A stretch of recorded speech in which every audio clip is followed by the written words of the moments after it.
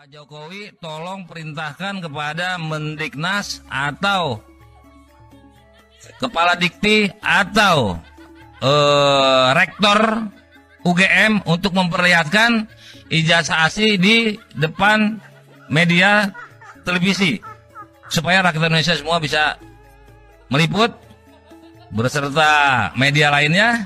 Dan tolong rektor pasti harus ada universitas sebesar.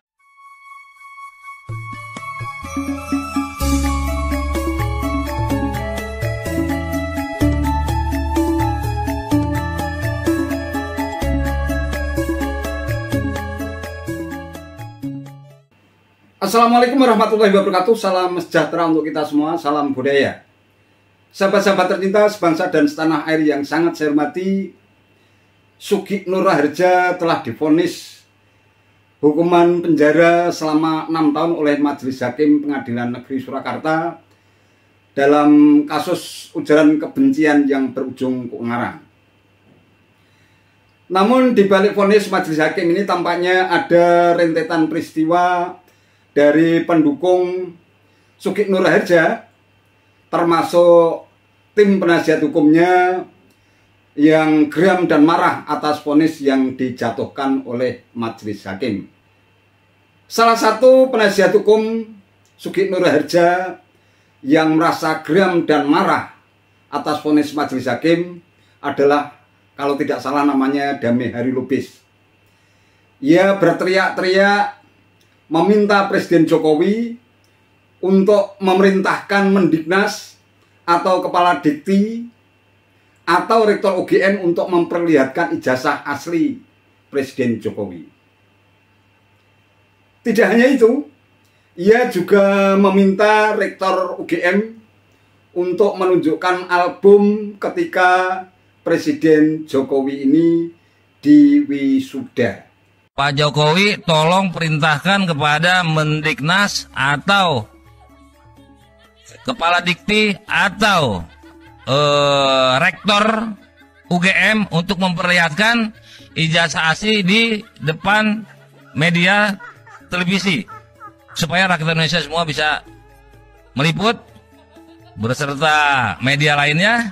Dan tolong rektor pasti harus ada universitas sebesar UGM, yaitu agenda wisuda pada tahun kelulusan tersebut. Tahun Pak Jokowi lulus tahun 85. Semua fakultas biasanya satu album. Tidak mungkin tidak ada dan tidak mungkin hilang. Ada di Alma-Arsip atau rekan-rekannya pasti punya. Saya aja masih punya. Swasta, apalagi negeri. Nah, sekarang baru yang pembukaannya. Sebetulnya kita balik, kita tiru gaya Pak Jokowi. Bahwa publik harus tahu bahwa kompetensi pengadilan ini sebetulnya tidak berwenang untuk mengadili Gus Nur, tidak penuhi persyaratan sesuai locus delicti, sesuai KUHP yang berlaku. Ingat, KUHP itu adalah undang-undang yang harus diberlakukan, ius consitem, hukum yang harus berlaku, hukum positif. Dan ini digunakan oleh semua aparatur hukum, penegak hukum, yaitu hakim, jaksa, polisi, dan advokat.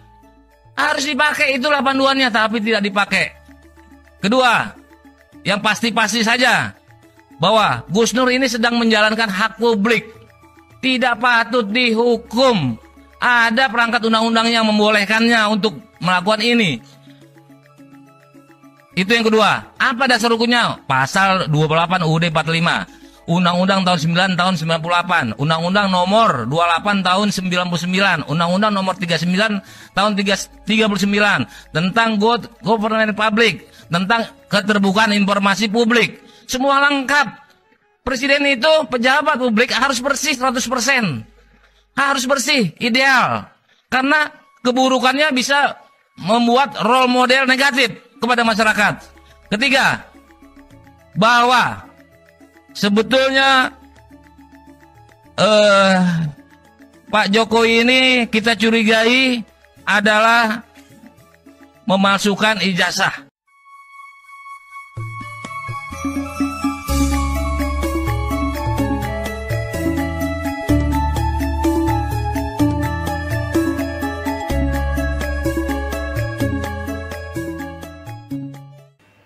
Ya, sungguh aneh memang.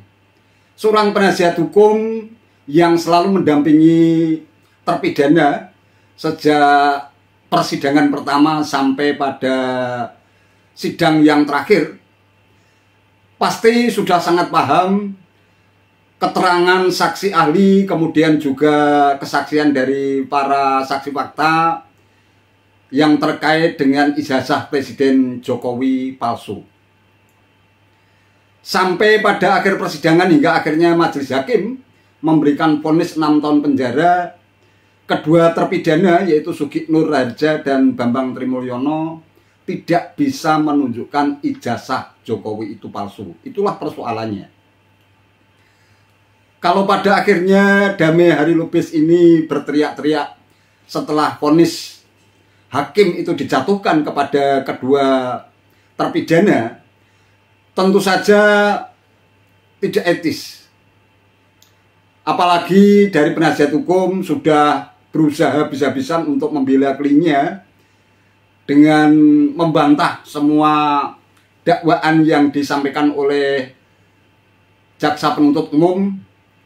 Oleh karena itu sangat tidak elok apalagi meminta Presiden Jokowi untuk memerintahkan Menteri Pendidikan, kemudian juga rektor untuk menunjukkan ijazah Presiden Jokowi yang asli. Ini tidak masuk akal. Ijazah asli itu hanya satu setiap kali jenjang pendidikan. Itu pun menjadi hak personal dan privasi dari pemilik ijazah yang tersimpan di dalam arsip di setiap jenjang pendidikan, termasuk diantaranya adalah Fakultas Kehutanan UGM. Tentu saja arsip yang berupa fotokopi ijazah yang tentunya sudah terlegalisir untuk membuktikan keaslian dari dokumen ijazah yang dimiliki oleh Presiden Jokowi. Selain itu, dari berbagai kesempatan juga sudah ada testimoni atau kesaksian dari teman-teman kuliah Presiden Jokowi ketika menempuh pendidikan di Fakultas Kehutanan UGM angkatan 1980. Kemudian diwisuda pada bulan November tahun 1985. Anehnya, penasihat hukum Sugih Nur Harja ini meminta untuk menunjukkan album ketika Presiden Jokowi itu diwisuda di UGM. Tahun 1985 kita bisa bayangkan, di desa saya saja itu pada tahun 1985 itu belum ada listrik. Ini tuntutan yang mengada-ada. Dan apa haknya seorang ex pengacara terpidana meminta seorang Presiden Jokowi untuk menunjukkan ijazah aslinya melalui Mendikbud, kemudian juga Rektor UGM atau Kepala Dikti. Ini saya kira tuntutan yang sangat tidak masuk akal, dan untungnya Presiden Jokowi tahu persis bahwa tuduhan ijazah baik itu dari SD, SMP, SMA sampai perguruan tinggi itu palsu hanya merupakan sebuah upaya untuk mendelegitimasi kepemimpinan Presiden Jokowi yang sudah berlangsung selama 2 periode.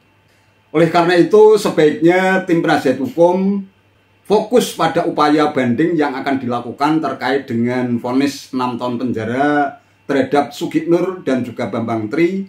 Masih ada kesempatan untuk melakukan banding. Fokus itu saja. Jadi selama tidak ada banding, berarti putusan majelis hakim dengan vonis 6 tahun penjara kepada Sugih Nur dan Bambang Tri itu sudah dianggap inkrah. Itu langkah terbaik daripada berkuar-kuar di depan media tapi toh tidak akan digubris oleh Presiden Jokowi, karena sudah sangat paham bahwa tuduhan ijazah Presiden Jokowi palsu itu hanya sebuah taktik dan trik untuk mendelegitimasi dan mendegradasi kepemimpinan Presiden Jokowi. Saya kira itu saja yang bisa saya sampaikan. Terima kasih atas perhatiannya. Wassalamualaikum warahmatullahi wabarakatuh. Thank you.